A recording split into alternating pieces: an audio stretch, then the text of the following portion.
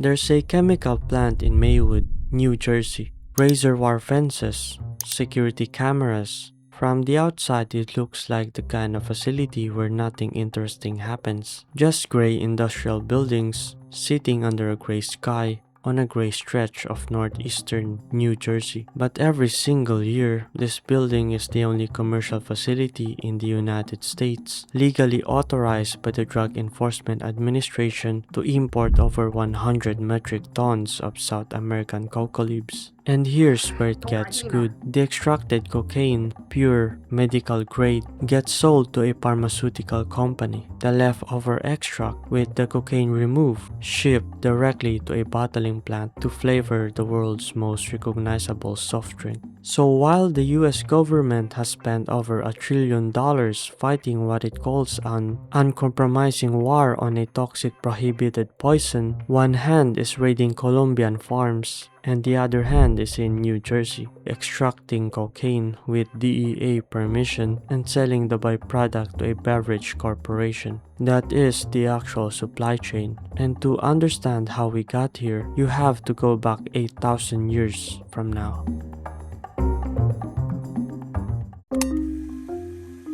The earliest recorded use of the coca leaf dates to around 6000 BCE. Peru's Nancho Valley. 8,000 years of continuous documented use, older than the Egyptian pyramids, even older than writing itself. The traditional practice was called the akuliko. You tuck dried leaves into your cheek, add a small amount of an alkaline ash called ellipta, and the chemistry does the rest, slowly converting the cocaine in the leaf into an absorbable form. The result is a blood concentration roughly 4,000 times lower than purified cocaine, slow, sustained, and functionally nutritional. The raw leaf carries significant calcium, potassium, phosphorus, iron, and vitamins. Within the Inca Empire, the leaf was so sacred that access was strictly controlled by the state. The Sapa Inca had it, the nobility, and weirdly enough, the military. Workers on the empire's massive infrastructure projects received coca as state-sponsored compensation, a controlled substance in every sense of the word. Then the Spanish arrived and they had opinions. When Francisco Pizarro initiated the Spanish conquest in 1532, the Catholic missionaries who came with him looked at the akuliko, the green paste, the bulging cheek, the role in indigenous prayer and divination, and saw exactly one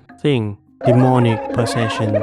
Peruvian bishops lobbied to prohibit coca entirely. The Third Provincial Council of Lima, convening in 1582, formally denounced it as a pernicious leaf, a demonic illusion. Early clergy argued that eradicating coca was a prerequisite for successful Christianization, an absolute moral crusade. Then, someone found silver. Diego Walpa discovered the deposits at the Cerro Rico of Potosi, a mountain so packed with ore it would generate roughly 80% of all Spanish silver for the next century, becoming the financial engine of the entire Spanish Empire. There was just one problem. The mine sat at over 4,000 meters above sea level, freezing and toxic. The forced laborers conscripted under the colonial mita system physically could not survive the around-the-clock shifts without the stamina provided by coca. The miners collapsed. Without the miners, the silver stopped. And without the silver, the empire went broke. So the Spanish did some rapid theological mathematics. The demonic pagan leaf would now be distributed by the colonial state, cultivated by forced indigenous labor in the lowland valleys, transported to the mines by llama train, and paid out to workers as wages, trapping them in a cycle of debt and dependency, basically turning them into addicts. And the Catholic Church, which had spent decades calling this plant the work of Satan, levied a 10% tax on the coca trade. The revenues financed the construction of cathedrals throughout South America. The church taxed the devil's leaf to build God's houses. The circle of colonial logic is complete. The leaf stayed in the Andes for almost 3 centuries after the conquest. The raw plant didn't survive the long Atlantic voyage. By the time samples reached Europe, they were pharmacologically dead. That changed in 1860 when a German doctoral student named Albert Niemann received a preserved trunk of coca leaves shipped from South America, processed them through a refined acid-base purification protocol, and extracted a pure, colorless crystalline compound. He named it cocaine, and noted the peculiar numbness it left on his tongue. Here is the part that matters. The traditional practice of chewing coca leaves delivered only small amounts of cocaine, surrounded by 18 other natural alkaloids and nutrients. These compounds slowed absorption, resulting in a mild, steady effect rather than an intense rush. What Niemann created was a pure, highly concentrated form of cocaine. By stripping it away from the coca leaf, he also removed the natural compounds that had slowed its absorption and softened its effects. Western medicine looked at this and said, "Wonderful, we found the active ingredient." They assumed isolation was simply a purer version of the same thing. Turns out, it was not the same thing.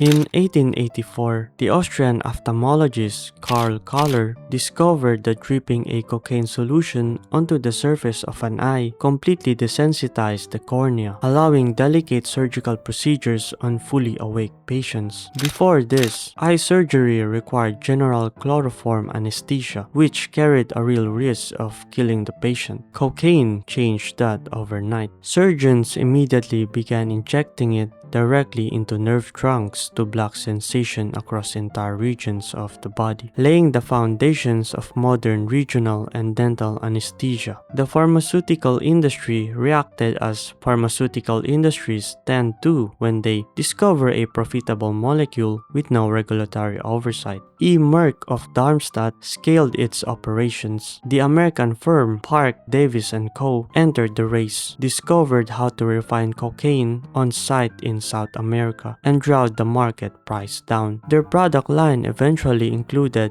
cocaine throat lozenges and genuinely a home-use self-injection kit with a syringe and 5 capsules of pure powdered cocaine, sold over the counter, which is really crazy if you think about it now. Cocaine was also prescribed for nervous exhaustion, fatigue, asthma, depression, and in what might be the most spectacular pharmacological misunderstanding in medical history, as the recommended treatment for morphine and alcohol addiction on the grounds that it was entirely non-addictive. Cocaine was going to cure the opioid crisis. The era was legitimized by some of the most prominent figures of the late 19th century. Sigmund Freud ordered his first gram of cocaine from E. Merck in 1884, began self-experimenting extensively, and published Uber Coca that same year, calling the substance a wonder drug and marvelous treasure, arguing it was completely non-addictive and effective for depression and morphine addiction. He then applied this logic to his close friend and mentor, Dr. Ernest von Fleischl-Marxow, a brilliant pathologist with a severe morphine dependency from a painful surgical amputation. Freud prescribed subcutaneous cocaine injections to wean him off the opiate. Fleischl-Marxow instead developed a massive dual dependency, descended into chronic psychosis, suffered terrifying hallucinations of snakes and insects crawling under his skin, and died at 45. Freud retracted his public advocacy by 1895. The writings had already circled the world. The surgeon William Stewart Halsted was conducting cocaine nerve block experiments by injecting the drug into himself and his colleagues. He and his research team developed severe addictions without recognizing the process. His 1885 published in the New York Medical Journal, ironically titled Practical Comments on the Use and Abuse of Cocaine, is, by all historical accounts, largely incoherent. Mid-text, the clinical rigor completely collapses into fractured, erratic sentences, clearly reveal his deteriorated mental state. He was eventually admitted to the Butler Sanatorium in Providence under a pseudonym, where the standard treatment for cocaine addiction at the time was prescribing large daily doses of morphine. He remained a functioning morphine addict for the next 35 years, went on to found the surgery program at Johns Johns Hopkins and designed the modern residency system partly around his need to retreat into isolation during withdrawal without colleagues noticing. The foundational structure of American surgical training was partly built to hide one man's drug habit.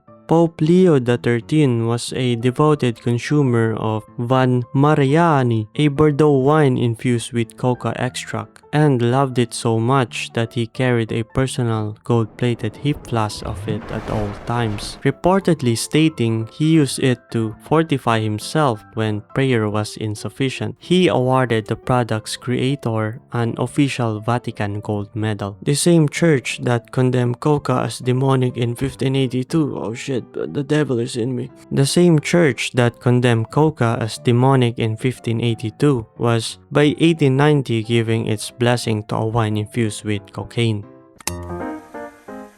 In 1885, an Atlanta pharmacist and former Confederate officer named John Stitt Pemberton, himself a morphine addict from a Civil War wound, launched a coca leaf and cola nut wine tonic modeled on Van Mariani. He marketed it as a cure for morphine addiction and, in wording that no modern marketing department would survive, as a most wonderful invigorator of the sexual organs. Then Atlanta passed a prohibition ordinance. Pemberton removed the wine, replaced it with sweetened sugar syrup and essential oils, added carbonation, and renamed the result Coca-Cola. He called it the great national temperance beverage. The cocaine was still in it. A glass of Coca-Cola in the late 1880s contained an estimated 4.3 to 8.5 milligrams of active cocaine, perfectly legal, sold at every soda fountain in America. Then, in 1899, the company began distributing in glass bottles. This was a turning point that had nothing to do with chemistry. Gilded Age soda fountains were strictly segregated under Jim Crow. Coca-Cola had been a white middle-class product. Bottles bypassed the fountains. The cocaine-infused beverage became cheaply accessible to everyone, including black laborers in the South. The response from Southern newspapers and politicians was immediate. They began publishing fabricated accounts linking bottled Coca-Cola consumption by black men to violent crime and sexual assault. Fearing brand association with the panic, Asa Candler made a business decision. In 1903, a full 11 years before the federal government would declare cocaine illegal, Coca-Cola quietly removed the active drug from its formula. The moral panic that shaped federal drug prohibition was in part triggered by a soft drink company's packaging innovation.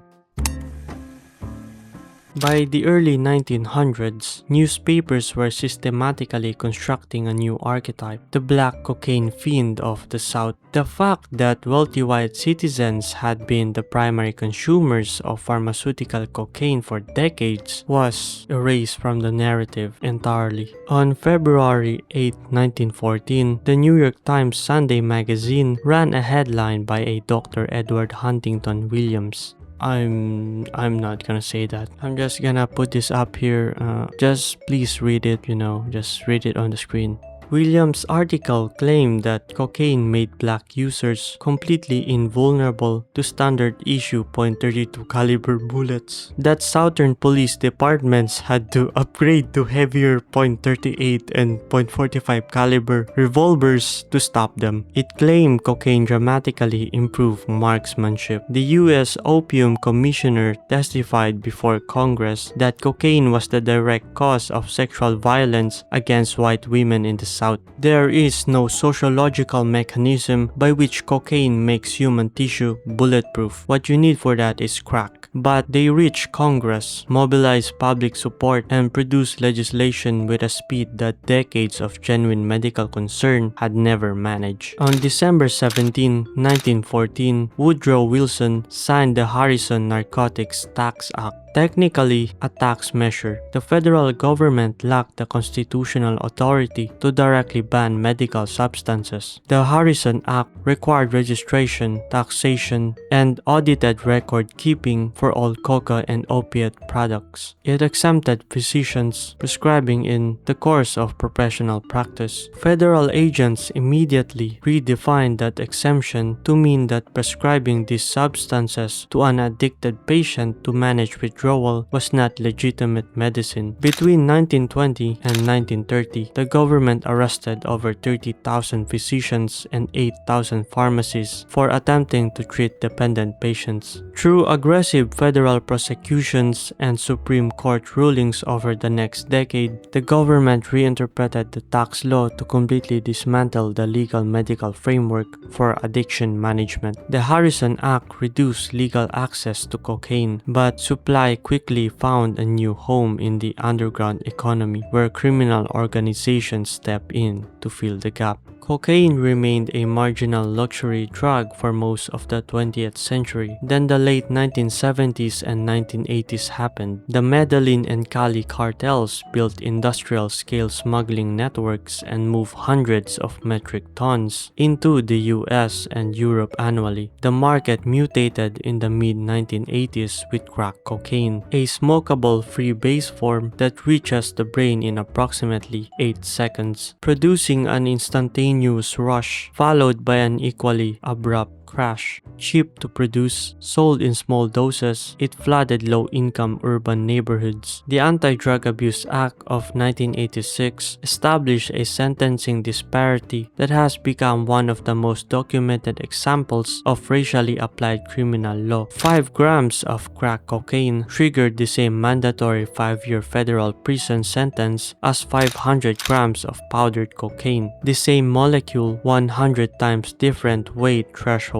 The mass incarceration of African American men that followed was the predictable outcome of how the law was written. Meanwhile, in the Andean rainforest, the cocaine supply chain was exacting an ecological cost. Illegal processing laboratories dump untreated gasoline, sulfuric acid, and toluene directly into rivers. Since 2000, coca cultivation linked to illegal production has destroyed over 5.9 million acres of native rainforests. State-sponsored aerial glyphosate spraying over suspected coca fields has contaminated food crops, water sources, and driven rising cancer rates among rural populations who had nothing to do with the drug trade. The same leaf that indigenous communities managed sustainably for 8,000 years is under prohibition.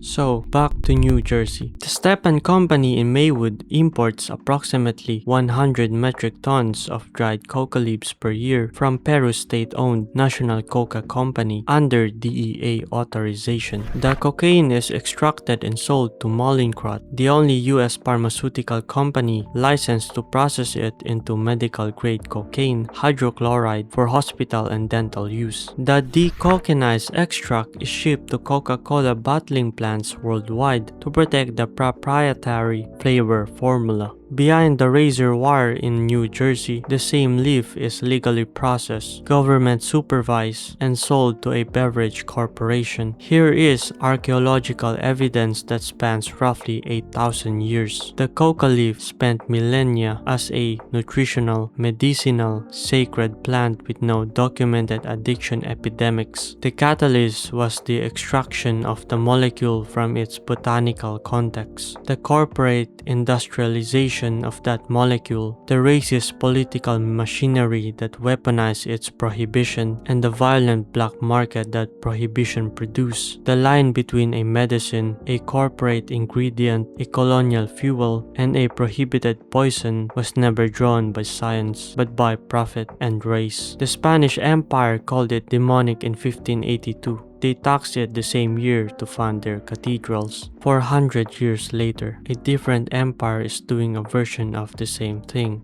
just with better branding. Thanks for watching. 20 years ago, I used to do that little bit of crack in the streets. So if you hit that like and subscribe, I'm gonna go do it again. So hit that and God bless you.